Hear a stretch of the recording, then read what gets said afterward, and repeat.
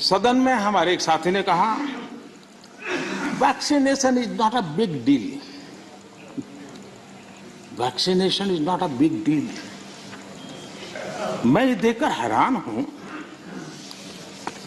कुछ लोगों को भारत की इतनी बड़ी उपलब्धि नहीं लग रही है।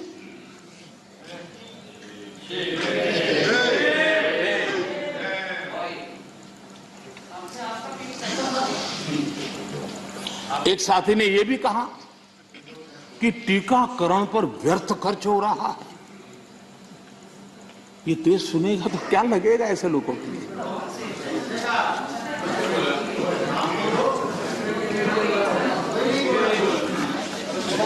आदरणीय सभापति जी, कोरोना जब से मानव जात पर संकट में पैदा कर रहा है, सरकार ने देश और दुनिया में उपलब्ध हर संसाधन जुटाने के लिए भरपूर कोशिश की है।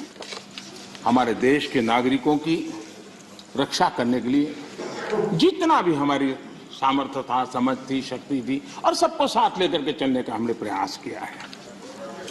और जब तक महामारी रहेगी तब तक सरकार गरीब से गरीब परिवार का जीवन बचाने के लिए जितना खर्च करना पड़ेगा इकट्ठा करने के लिए प्रतिबद्ध है।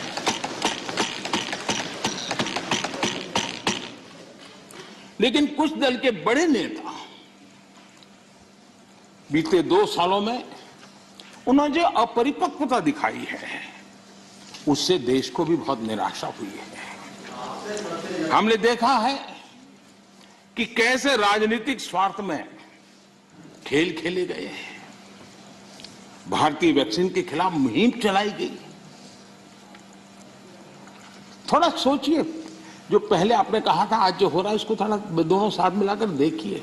हो सकता है सुधार की संभावना हो तो कुछ काम आ जाएगा। आदरणीय सभापति जी, देश की जनता जागरूक है और मैं देश की जनता का अभिनंदन करता हूं कि उनके हर छोटे मोटे नेताओं ने ऐसी गलती की तो भी उसने इस संकट के समय ऐसी बातों को कान पर लिया नहीं और वैक्सीन के लिए कतार में खड़े रहकर के। अगर ये ना हुआ होता तो बहुत बड़ा खतरा हो जाता। लेकिन अच्छा हुआ, देश की जनता कुछ नेताओं से भी आगे निकल गई। ये देश के लिए अच्छा है। आदरणीय सभापति जी, इस पूरा कोरोना कालखंड एक प्रकार से फेडरल स्ट्रक्चर का उत्तम उदाहरण मैं कह सकता हूं। 23 बार शायद किसी एक प्रधानमंत्री को एक कार्यकाल में मुख्यमंत्रियों की इतनी मीटिंग करने का अवसर नहीं आया होगा। मुख्यमंत्रियों के साथ 23 मीटिंगें की गई और विस्तार से चर्चाएं की और मुख्यमंत्रियों के सुझाव और भारत सरकार के पास जो जानकारियां थी उसमें मिलजुल करके, क्योंकि इस सदन में राज्यों से जुड़े हुए वरिष्ठ नेता यहां बैठे हैं और इसलिए मैं ये कहना चाहूंगा, ये अपने आप में बहुत बड़ी घटना है। 23 मीटिंगें करना इस कालखंड में और विस्तार से चर्चा करके रणनीति बनाना और सबको ऑन बोर्ड लेकर के चलना, और चाहे केंद्र सरकार हो, राज्य सरकार हो या स्थानीय स्वराज की संस्था की इकाइयां हो, सबने मिलकर के प्रयास किया है। हम किसी की योगदान को कम नहीं आंकते हैं, हम तो इसको देश की ताकत मानते हैं। लेकिन आदरणीय सभापति जी, कभी आत्मचिंतन करने की जरूरत है कुछ लोगों को। जब कोरोना की ऑल पार्टी मीटिंग बुलाई गई, सरकार की तरफ से विस्तार से प्रेजेंटेशन देना था और एक तरफ से कोशिश की गई कि कुछ दल न जाए, उनको समझाने की कोशिश हुई और खुद भी नहीं आए, ऑल पार्टी मीटिंग का बहिष्कार किया। और मैं शरद राव जी का फिर से आभार व्यक्त करना चाहूंगा।